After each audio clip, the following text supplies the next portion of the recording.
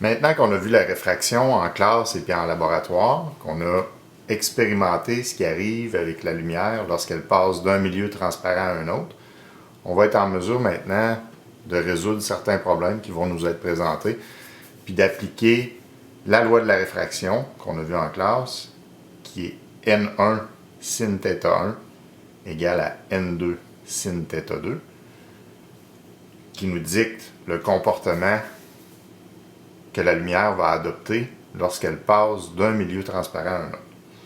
Dans l'exemple qu'on a ici, on voit ici qu'on est dans l'air, où est-ce qu'on a un indice de réfraction qui est égal à 1,00.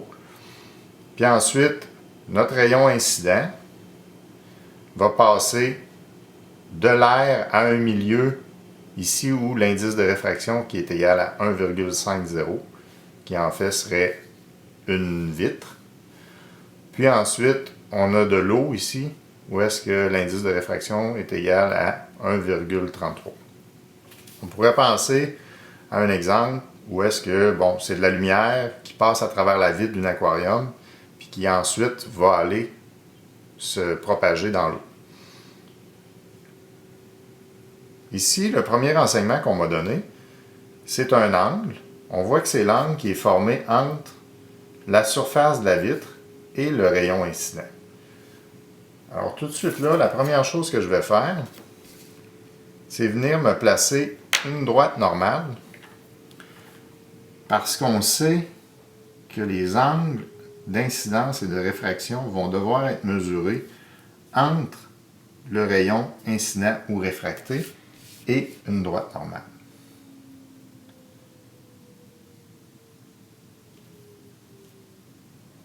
Je vais tracer la droite ici. On a fait passer de l'air à la vitre. Puis on peut indiquer notre angle ici d'incidence qui va être égal à 41,5 degrés.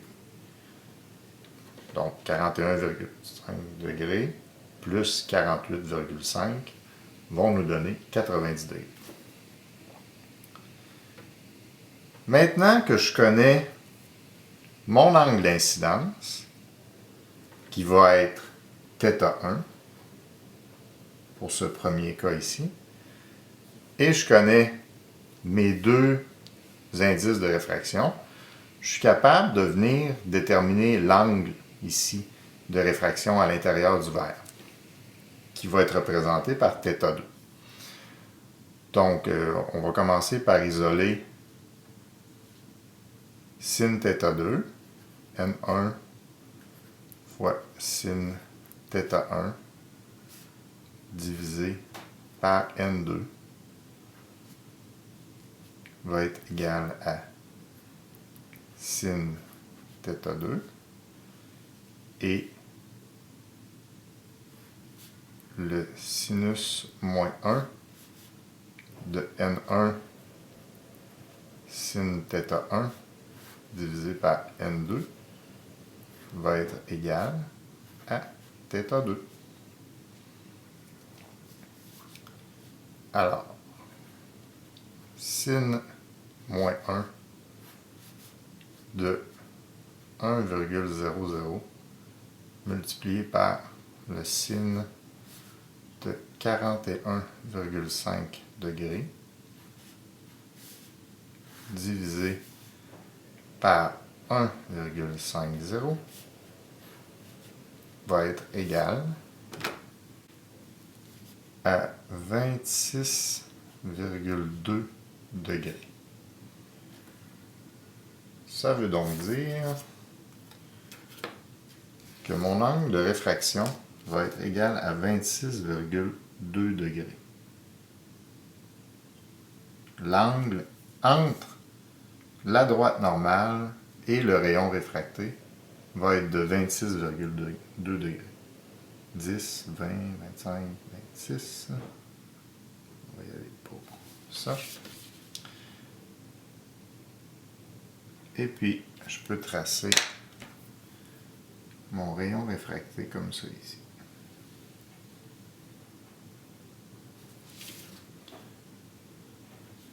J'ai indiqué qu'ici, il y a 26,2.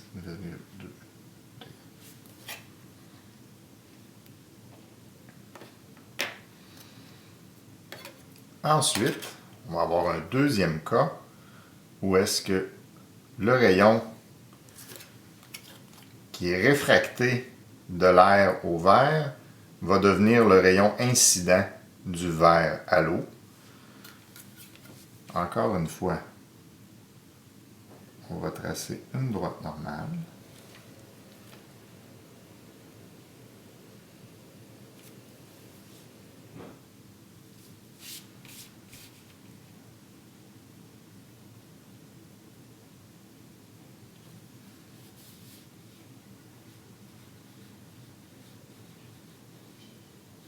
Comme ça ici. Maintenant, on sait que si on a 26,2 degrés sur ce côté ici, cet angle-là est congru avec celui-ci. Ça aussi, ça va être 26,2 degrés. Cet angle-là va devenir mon θ1. Ici, il est θ2. En étant θ1 ici, encore une fois, je cherche l'angle θ2. Je peux donc encore une fois utiliser la même formulation que j'ai ici et inscrire que je cherche le sin moins 1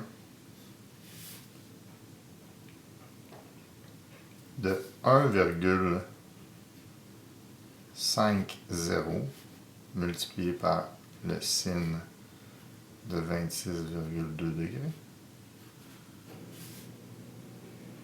divisé par 1,33 puisque je cherche l'angle réfracté pour le passage du verre à l'eau.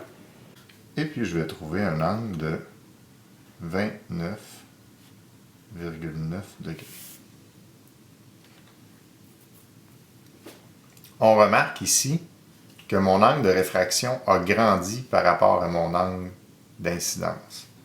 C'est parce qu'on se souvient que lorsque N1 est plus grand que N2, θ1 va être plus petit que θ2. Et l'inverse est vrai. Si N1 est plus petit que N2, θ1 va être plus grand que θ2. Il nous reste à tracer notre angle avec notre rayon.